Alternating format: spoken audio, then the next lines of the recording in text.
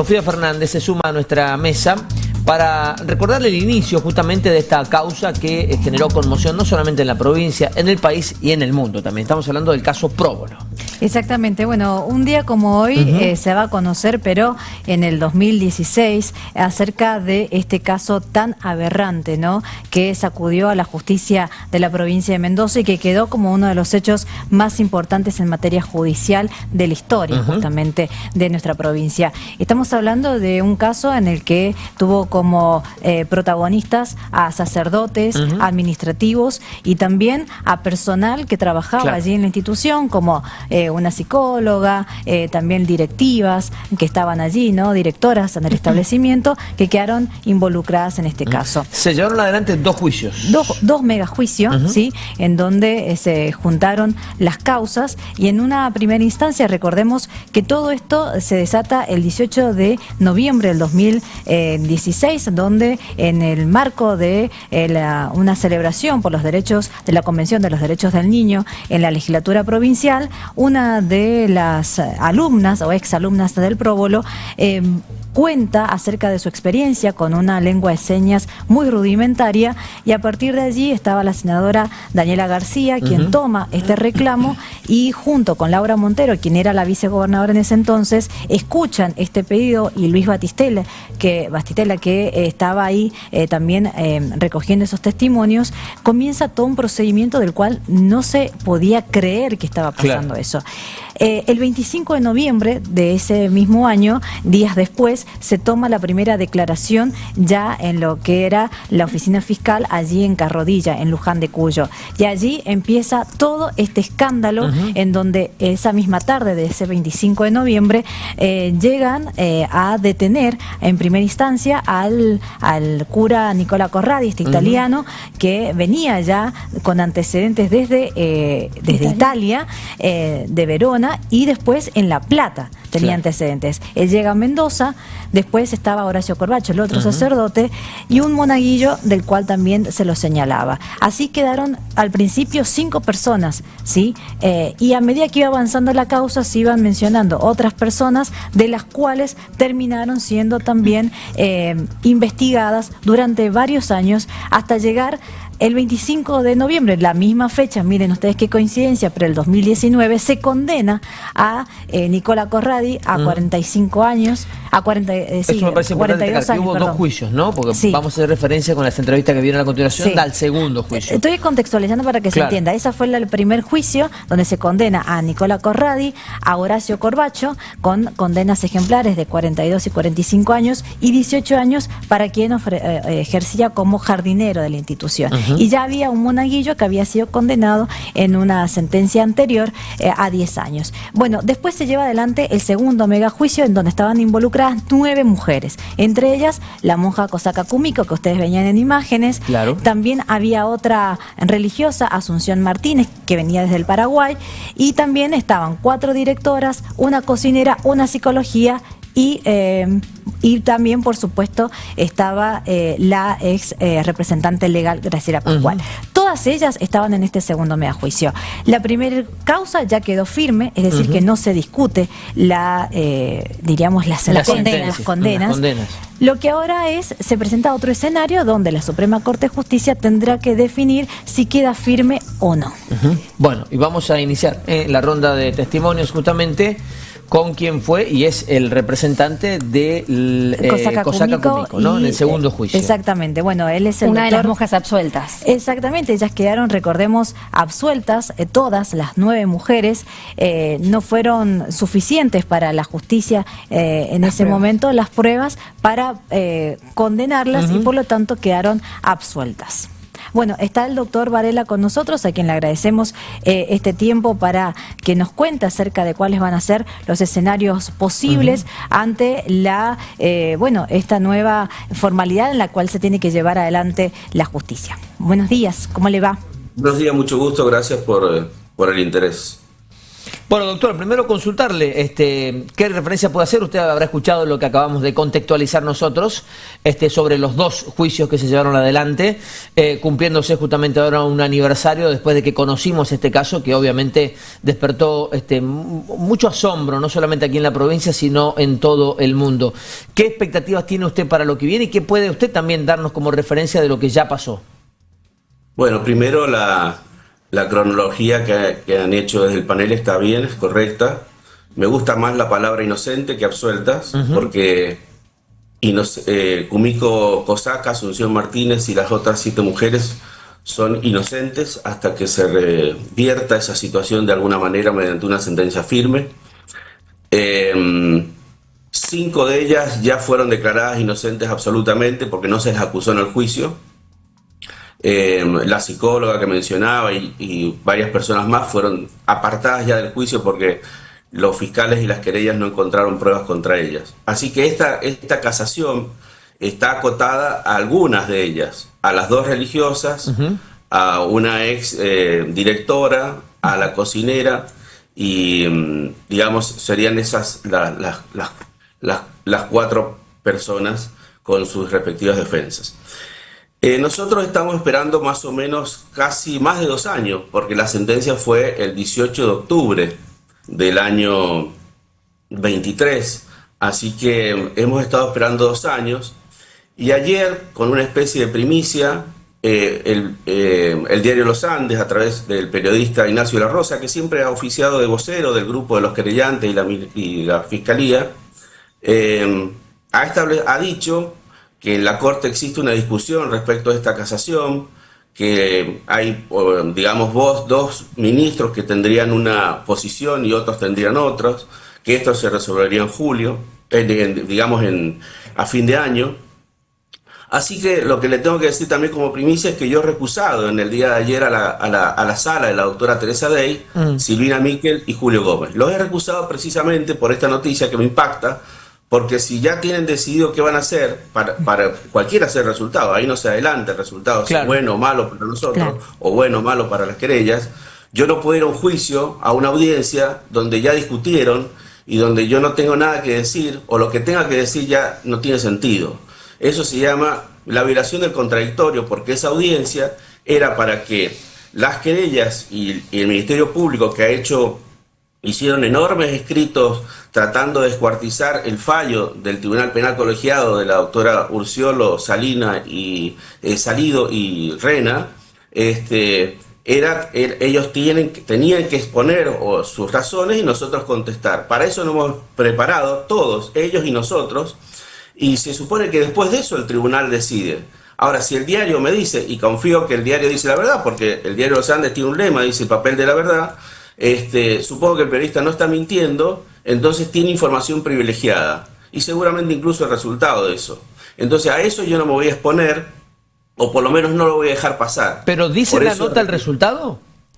No, no dice el resultado, pero dice que ya tienen una posición 2-1, no dice pero digamos, tener esa cuestión adelantada a mí me causa un grave perjuicio, y por eso yo he recusado a los 3, yo no sé cuál de ellos 3 es el que tiene el voto mayoritario, minoritario, no lo sé, pero eso me perjudica porque justamente yo voy a una audiencia donde se supone que eso no debe existir y donde tienen que escucharme y a los demás abogados para recién tomar una decisión y no ir a una audiencia donde todo ya está determinado. Entonces yo los he recusado, no sé qué suerte tendrá eso, pero obviamente esto va en un camino internacional o de una queja recursiva ante la Corte Suprema de la Nación, pero en esas condiciones nosotros consideramos que no estamos en igualdad de armas.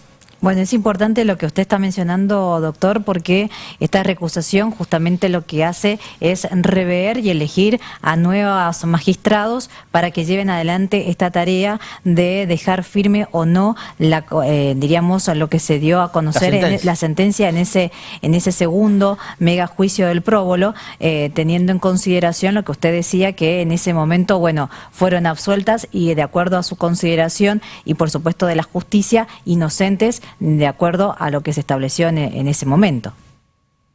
Sí, lo que es importante es que yo no sé cuál va a ser el resultado de la recusación. El tribunal obviamente es soberano y podrá rechazarlo. Lo que yo estoy dejando es un antecedente, diciendo, mire, yo voy, y lo voy a decir el día de la audiencia, vengo a una audiencia donde el diario, el más, digamos así, tradicional de Mendoza y con periodistas donde se supone que chequean las fuentes, ha adelantado una opinión. Entonces, esa situación a nosotros nos perjudica. Después decidirán, pero obviamente nosotros eso no lo vamos a dejar pasar. O sea que ustedes sí o Eso sí... se llama juego limpio, se llama transparencia. Irían... Y es lo que más nos tiene que dar el mayor poder judicial, el mayor estándar y la mayor jerarquía del Poder Judicial de Mendoza, que es la Corte. Si no se tomara en cuenta la recusación que usted ha presentado, si no tiene el efecto que usted pretende, lo que usted está dejando en claro es que irían, y fuera además no favorable a las pretensiones de ustedes, irían a un tribunal superior. Obviamente nos queda el recurso extraordinario, que si no nos lo dan, porque es una costumbre, normalmente no por mí, sino que la Corte local tiene por tradición y rechazarnos, nos quedaría la queja en la Nación, y bueno, para nosotros no podemos dejar de marcar aquello que no nos gusta como que sí nos gusta. Es decir, ahí escuchaba, por ejemplo, ustedes mencionaban el rol de este hombre Luis Battistelli, ¿no es cierto? Como como un actor principal en las denuncias. Ese hombre terminó con compulsa por mentiroso en la audiencia. Es decir, eso son parte de las cosas que nosotros vimos en los 2 años de proceso y que la prensa y el público no vio. Nosotros vimos, percibimos, escuchamos a todos, a las presuntas víctimas, a los imputados y a todos los testigos. Y esa persona, por ejemplo, si la sentencia queda firme, tiene que investigárselo por falso testimonio, agravado. Doctor Varela, le agradecemos la comunicación, ha sido muy amable con nosotros. Gracias, buenos días, hasta luego. Que tenga una buena jornada, hasta luego. Bueno, esta es una de las partes, Sofía, ¿no? Se suman nuevos capítulos, ¿no? A esta novela. Este capítulo quizás es de lo más triste que tenemos en la provincia. Sí, fue una causa muy compleja, por supuesto, teniendo en cuenta las características también de los denunciantes, ¿no? Porque son chicos hipoacúsicos en donde les enseñaban la oralidad, hay que decirlo, la lengua de señas que manejaban era rudimentaria, por lo tanto algunos no sabían comunicarse ni sabían cómo relatar, lo cual fue una tarea muy exhaustiva lo que se hizo. Y un dato no menor, Sofía, es que también los chicos se quedaban a dormir, era un colegio también pupilo. Claro, entonces, sobre todo los de bajos recursos, que fueron las principales víctimas. Al menos así quedó en el primer juicio, ¿no? Porque en ese juicio sí quedó la sentencia, recordemos, firme, en el cual los hechos quedaron confirmados. Está el doctor Salinas ahora en contacto con nosotros. Claro, exactamente, quien es el representante de las víctimas y que, bueno, ha sido también el vocero de ellos, porque lamentablemente los chicos no tenían forma de comunicarse, porque es una realidad que nosotros no manejamos la lengua de señas y, bueno, también los doctores tuvieron que aprender de la lengua de señas para poder entender también lo que significaban estas denuncias. Doctor Salinas, ¿cómo le va? Buen día, gracias por atendernos. Buen día, ¿cómo les va? Bien. Bueno, no sé si ha escuchado lo que contamos en principio, la palabra de Varela hace instantes nada más. Quisiéramos una reflexión suya al respecto. Sí, la escuché. Escuché todo. Y la primera parte le haría una corrección y con el mayor de los respetos que siempre le tengo a usted. Son 3 juicios. Y creo que el primero, que uno lo pasa por alto, es el más importante, porque es Gómez. Cuando Sofi dijo uno administrativo, en realidad le llamábamos siempre monaguillo en esta historia, él reconoce los hechos. Claro. Y ahí hay un aspecto fundamental, porque no es que hay una sentencia que dice que son culpables. Primero hay alguien que dice, yo cometí estos abusos y sucedieron de esta manera. Y eso fue fundamental también para la causa y para los chicos, que alguien reconozca el hecho. Porque después, el segundo juicio, al que siempre llamamos el primero, claro, sí, tiene razón, que el de Corral, Corbacho y Gómez, hay una sentencia que los condena. Pero ellos nunca dijeron nada, por supuesto dijeron que eran inocentes. Tal es así que en la misma lógica que el restante juicio, que es el actual, que estamos discutiendo ahora, que es lo que llamamos nosotros la omisión, aquellos que no hicieron nada sabiendo que sistemáticamente pasaba, sea porque lo reconoció el propio Bordón, que es el que tiene la pena de 10 años de prisión, firme, como decía Tano, y también el segundo bloque de juicio cuando se declara inocente, pero que está recontra firme, voy a decir palabras bien de la calle, archiconfirmado por la Corte de la Nación, que el hecho existió y los hechos existieron así.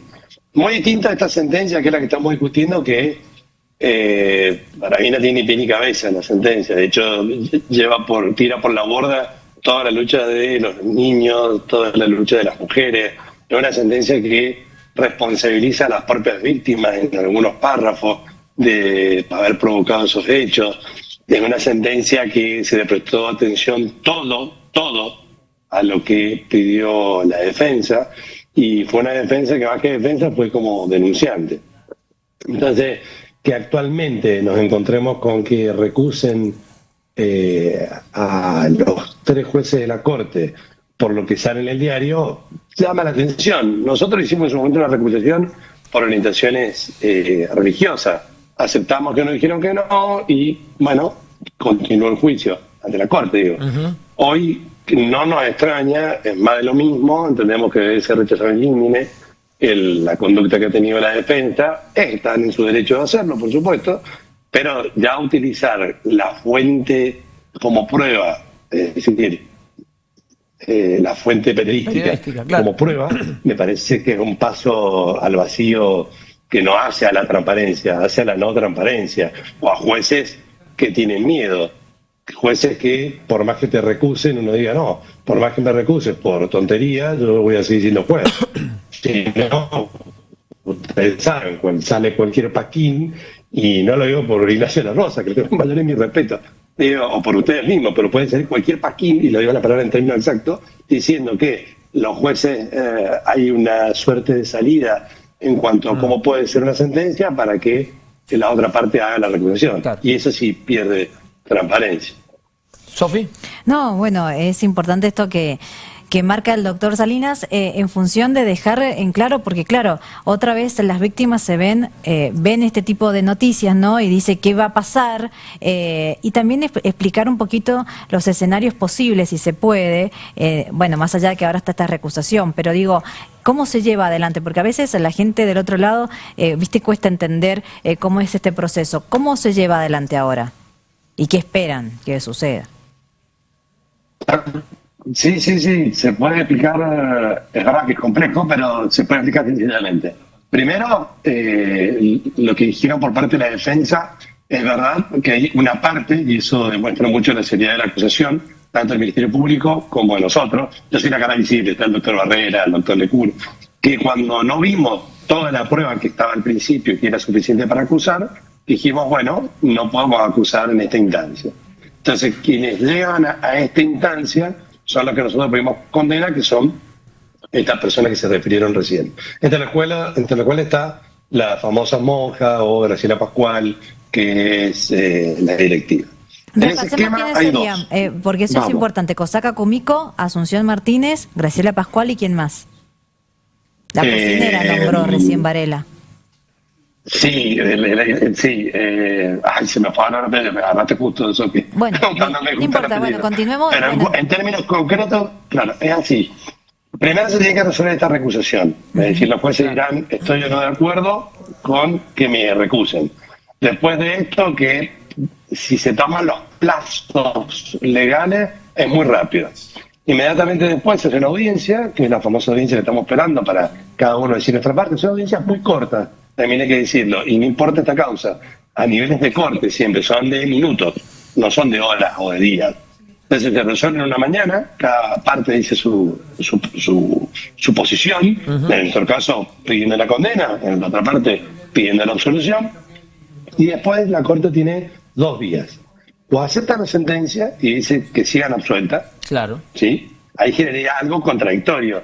Te escuché a vos, Tami, y a vos, Sofi, decir lo mismo. O sea, sería algo realmente loco. Por un lado, la misma Corte dijo que los hechos existieron y ahora diría que esta sentencia está bien cuando dice que los hechos no existieron. Esa es la primera cuestión. O puede decir, no estoy de acuerdo con esta sentencia que absolvieron y la voy a dar vuelta. Voy a decirlo en términos muy sencillos. ¿Cómo sería dar la vuelta?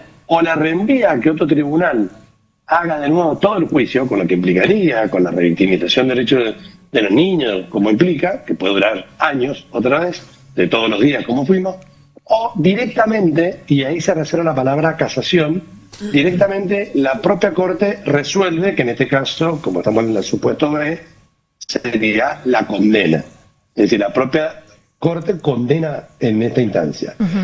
Como la Corte condena a alguien que viene absuelto, van a recordar, esto pasó históricamente en el caso de Alessandro Insulce con Carrascosa, que lo condena a casación, iba por incumplimiento y lo condena a prisión perpetua, se habilita como una segunda casación después de esto. Pero el camino hoy directo que tenemos es resolver la recusación, inmediatamente la Corte dirá o mantiene la absolución o vuelve a realizar un nuevo juicio o lo condena. Doctor, nosotros esperamos no un nuevo juicio, perdón, justo decía, no un nuevo juicio, sino que lo condenen. Disculpame. La determinación ahora de la Suprema Corte tiene que ver con que si existieron o no los casos, o si acaso estas mujeres fueron partícipes necesarios o que existen pruebas suficientes. Las tres cosas. Primero, si existieron o no, es la base para saber que el hecho existió y por lo tanto vamos a ver si hay pruebas suficientes. Eso ya dijeron que sí, en definitiva, la Suprema Corte. ¿Perdón? Digo, la Suprema Corte ya admitió que eso sí sucedió, en principio, ¿no? Claro, entonces sería, por eso digo, decir que no existieron los hechos es raro. Es raro. Pero ¿está acaso raro, sobre la mesa? Más que lógico. Sí, hay casos concretos que dicen que este hecho no existió. Después, el segundo es si hay pruebas suficientes de la omisión, es decir, de yo supe que sucedió y no hice nada, y después, un tercer nivel, que lo has dicho perfecto, es una vez que se hiciera el hecho y hay pruebas suficientes, el tercer nivel es en qué calidad fuiste partícipe o coautora, ¿sí? Como un abanico. Claro. Entonces, pero hay algo que se llama, hay una frase medio rara, pero se llama prius lógico, pero es, no podemos discutir si alguien fue culpable o no, o si el prueba o no, si no partimos de la base de si el hecho existió. Claro. O sea, lo básico es que el hecho existió. Bueno, vamos a quedar muy atentos, obviamente, doctor Salinas, al desarrollo de todo esto. Muy agradecidos también del tiempo que nos ha brindado gentilmente. Que tenga una buena jornada. Por favor, a ustedes. Muchas gracias. Hasta luego. Buen día.